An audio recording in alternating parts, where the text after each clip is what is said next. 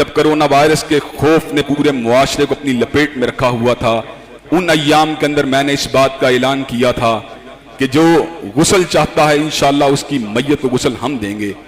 میں بڑی بات نہیں کرتا، الحمدللہ فقط ایک طالب علم، ایک ساتھی ایسا ہے جس نے 100 سے زیادہ میتوں کو غسل دیا ہے، الحمدللہ اس مرکز کا ایک ساتھی ایسا ہے جس نے 100 سے زیادہ میتوں کو غسل دیا ہے۔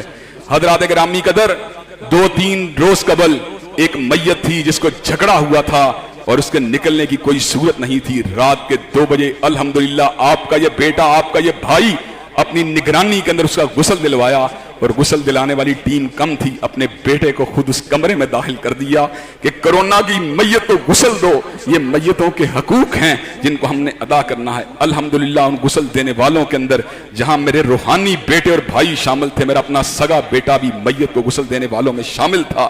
حضرات گرامی قدر، ہماری اس میتوں کے ساتھ محبت اور میتوں کی آخری رسومات کی ادائیگی میں دلچسپی الحمدللہ اللہ تعالیٰ نے کچھ یوں قبول فرمائی کہ آج پنجاب حکومت بھی SOPs کو تبدیل کرنے کے پر آمادہ اور تیار ہو گئی ہے، اور انہوں نے یہ بات کہی ہے کہ ہم کورونا میت کو غسل بھی دیں گے، اس کو کفن بھی دیں گے، اور انشاءاللہ اس کے اندر اس کی فیملی کے لوگوں کو بھی انوالو کیا جائے گا۔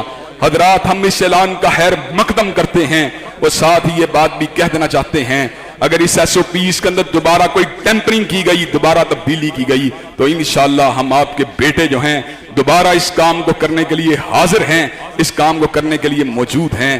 حضرات، بڑے بڑے ظلم کیے گئے ہیں اس حوالے سے، بڑے بڑے جید علماء دیندار لوگوں کو بغیر غسل کے اور بغیر کفن کے دفن کر دیا گیا ان ایام کے اندر۔ مولانا ادریس کوہڑوی گجرانوالہ ضلع کے بہت بڑے عالم دین تھے، کورونا کی علامات بھی نہیں تھیں، ہسپتال جانے کی غلطی کہہ لیں یا فیملی کا مشورہ کہہ لیں، حضرات گرامی قدر آخری وقت ہسپتال میں آیا بغیر علامات کے کورونا کی، ان کو کفن اور غسل کے بغیر دفنا دیا گیا۔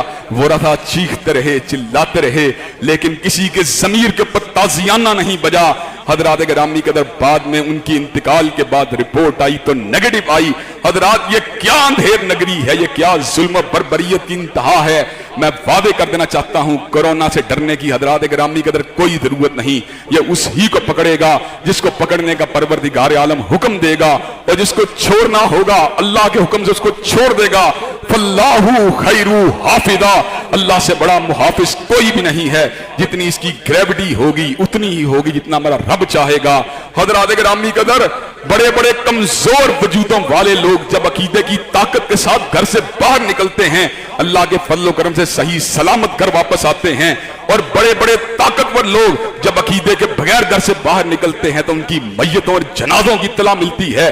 حضرات، یہ جنگ عقیدے کی جنگ ہے، ایمانیات کی جنگ ہے، قضاء و قدر کے پر یقین کی جنگ ہے، توکل علی اللہ کی جنگ ہے، ذکر الہی کی جنگ ہے، دعا اور مناجات کی جنگ ہے۔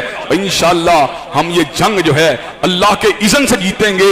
انشاءاللہ یہ وائرس جائے گا لیکن ہمارے زور بادو سے نہیں بلکہ اللہ کے حکم سے چلا جائے گا۔ انشاءاللہ ہم اللہ کی بارگاہ میں آج بھی دعا گو ہیں، اللہ تبارک و تعالی اس وائرس کو ہم سے دور لے جا۔